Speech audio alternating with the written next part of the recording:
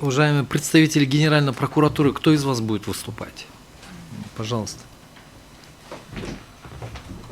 Кумарбек Курманбекович, да? Да, выставляет слово. Уважаемый председательствующий, уважаемые судьи Конституционного суда, участники процесса. Если позволите, если стороны, заявитель был ознакомлен с позицией Генеральной прокуратуры, я полностью зачитывать не буду. Презумируя, скажу, что Генеральная прокуратура считает, что это доводы адвоката Айткулова несостоятельными.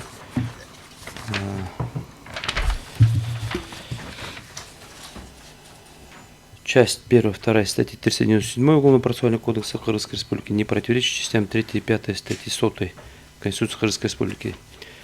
Если остановиться дополнительно по другим позициям, которые привел Айткулов в своей жалобе и сегодня на судебном заседании относительно выделения уголовного дела, хотелось бы отметить, что 13 апреля уголовное дело возбуждено в отношении основного обвиняемого, 22 апреля было выделено в отношении Сакимбаевой.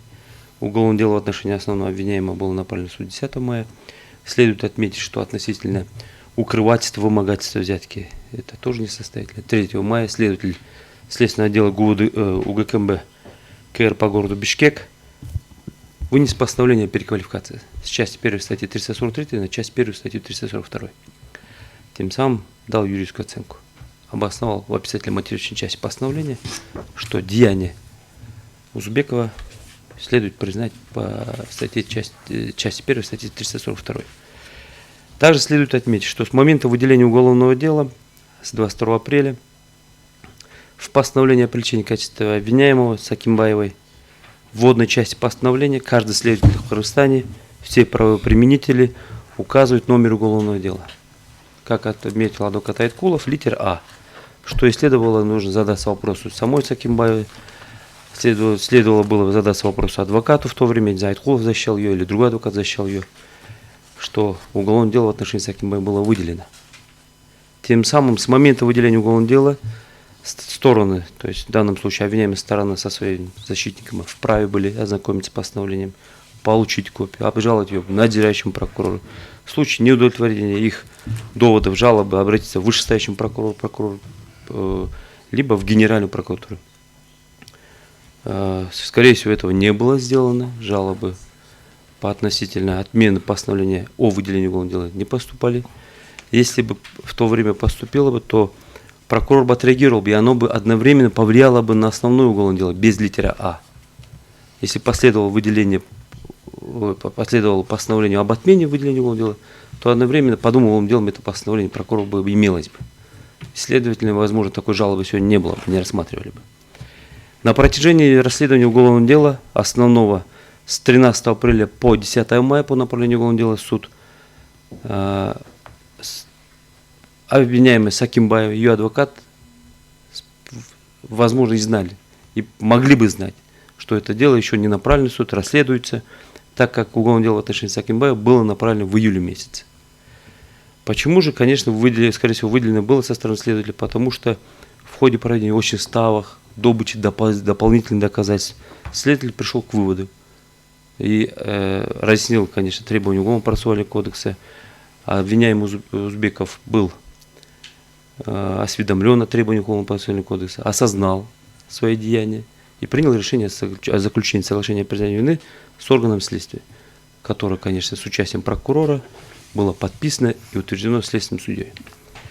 Конечно, если, допустим, адвокат Айткулов утверждает, что прокуратура не отреагировала в адрес прокуратуры, органов прокуратуры было очень много высказываний. Если прокуратура, конечно, пассивно отнеслась бы к своим решениям, то Айткулов, адвокат, мог бы все решения обжаловать и действия обжаловать прокурору следователя в следственном суде. В Уголовно-процессуальном кодексе четко определен круг полномочий, прав и обязанностей следственного судьи, который непосредственно осуществляет судебный контроль за ходом досудебного производства. Относительно по основному уголовному делу. Если Сакимбаева была допрошена в основном уголовном деле, во всех протоколах допроса в ходе досудебного производства отмечается номера уголовного дела. Что с литером А, что без литером А. что в органах национальной безопасности, что в органах внутренних дел, все следователи делают ссылку на уголовное дело. Каждое лицо допрашиваемое по окончании допроса ознакомливается с протоколом, делает отметку, что протокол допроса прочитан, дополнения, изменений имеются, не имеется. Также следует отметить, что обвиняемый Сакимбаев при предъявлении обвинения также указала, что сущность обвинения ей разъяснено, постановление было объявлено следователем, и обвинение предъявляется исключительно в присутствии защитника, адвоката. Если Сакимбаев, можно было предположить, что Сакимбаев не знает норму Уголовно-процессуального кодекса, адвокат обязан был знать норму Уголовно-процессуального кодекса. Тем самым никто не ограничивал ни Сакимбаеву, ни Айткулова в праве на обжалование в органы прокуратуры в Следственном суде. Относительно доводов по ограничению прав Сакимбаева и Айткулова на стадию судебного рассмотрения или же по вынесению приговора судом первой инстанции, как выше отметили представители Чогорку Кеңеша, постоянный представитель администрации президента, обвиняемая Сакимбаева в ходе судебного заседания могла реализовать свои права, потребовать через председательствующего на обозрение основного уголовного дела, вызвать на судебном заседании Узбекова, вправе могли заявить ходатайство о вызове следователя на судебное заседание и задать те вопросы, которые сейчас на судебном заседании задает непосредственно адвокат Айткулов, которые были предметом рассмотрения основного уголовного дела, которое было рассмотрено в Московском районном суде. Эти права никто не ограничивал в реализации. Если опираться, все упущения, все сомнения, которые трактуются в пользу обвиняемого, адвокат Айткулов и Сакимбаев могли бы воспользоваться и прийти к той позиции, что вынести оправдательный приговор, а не приводить эти жалобы, дискутировать о том, что выделение правильно, неправильно, либо право обжалования того или иного лица. Ну, в этой части все. Если есть вопросы, готов ответить.